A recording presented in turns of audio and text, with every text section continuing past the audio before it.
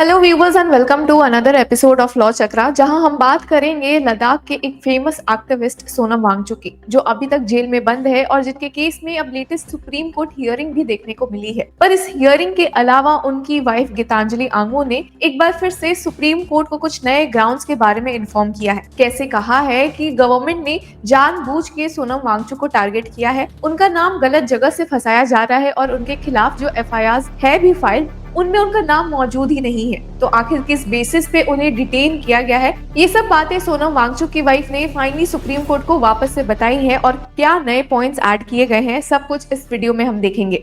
अब व्यूअर्स, पहले तो नजर डालते हैं कि सुप्रीम कोर्ट की रीसेंट हियरिंग में क्या देखने को मिला है सोनम वांगचुक के केस में। तो जैसा कि हम देख सकते हैं, यहाँ पे सुप्रीम कोर्ट ने सेंटर और लद्दाख से एक रिप्लाई की मांग की है। साथ ही उन्होंने गीतांजलि आंगमो को जो प्ली उन्होंने फाइल की थी उसमें अमेंडमेंट्स अलाउ कर दिए थे।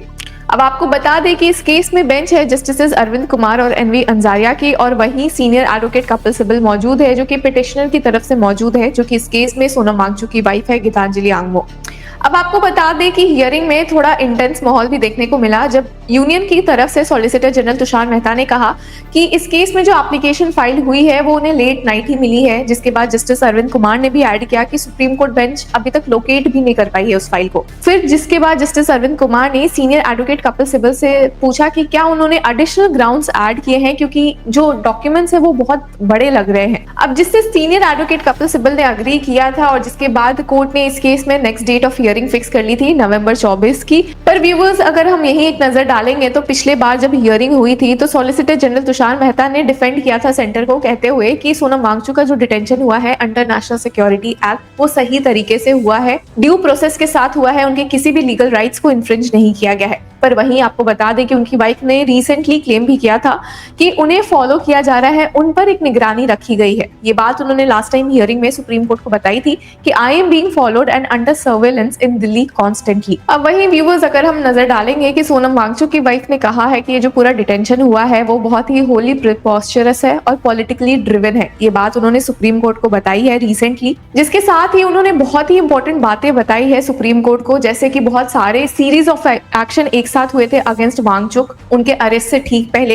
Including the cancellation of the foreign funding certificate for his NGO. अब अमेंडेड प्ली ने कहा है कि it is wholly preposterous that after over 3 decades of being recognized at the state, national and international levels for his contribution to grassroots education, innovation and environmental conservation in Ladakh and across India, Mr. Sonam Wangchuk would suddenly be targeted। यहाँ पे बहुत shocking बात है जो उन्होंने भी कहा है कि पिछले 3 डेकेड से, यानी कि 30 सालों से, जिन्हें की रिकॉग्नाइज किया गया है स्टेट द्वारा, नेशनल द्वारा, इंटरनेशनल लेवल पर कि उन्होंने देश के लिए बहुत अच्छे काम किए, आज उन्हें ही अचानक से क्यों टारगेट किया गया है।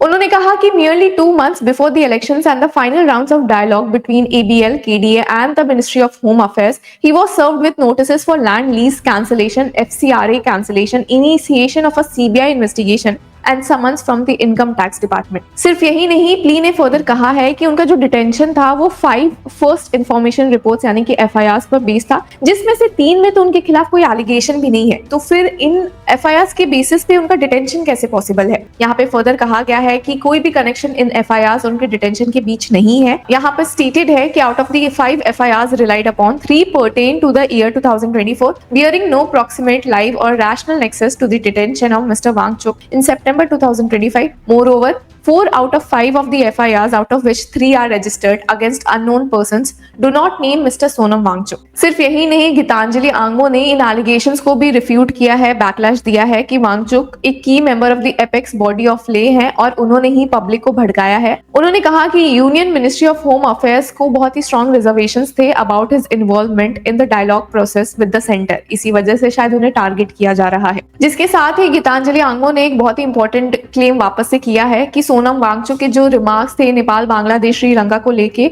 वो गलत वे में दिखाए गए हैं, वो मिस इंटरप्रेट किए गए हैं। अब मिसअंडरस्टैंडिंग की वजह से है या फिर ये सिलेक्टिव कोटिंग है उनके स्पीचेस से, ये काफी गलत है, क्योंकि उनका मैसेज क्लियर था, it was rooted in peace, non violence and democratic methods and any contrary interpretation is unjust, misleading and malicious. ये बातें प्ली ने स्टेट की है। साथ ही उन्होंने वापस से कहा कि सोनम वांगचुक की commitment to protect Ladakh's fragile ecology बहुत ही ज्यादा थी और उन्होंने सारे एलिगेशंस डिनाई किए हैं कि he was engaged in activities harmful to state security. उन्होंने सपोर्ट को हाईलाइट किया है for the armed forces in the region, state किया कि Wangchuck has made significant contributions in support of national security and the armed forces, including the design and development of mobile, solar-powered self-heating tents for the Indian Army deployed in extreme high-altitude regions. His work has been directed towards assisting and strengthening the capabilities of the Indian security forces, not undermining them in any manner. उन्होंने एक और claim को refuse किया है जहां कहा जा रहा है कि सोनम वांगचुक ने एक इंडिपेंडेंट लद्दाख मूवमेंट की बात की थी। उन्होंने आर्ग्यू किया कि the demand for Ladakh's inclusion under the 6th schedule reflects his loyalty to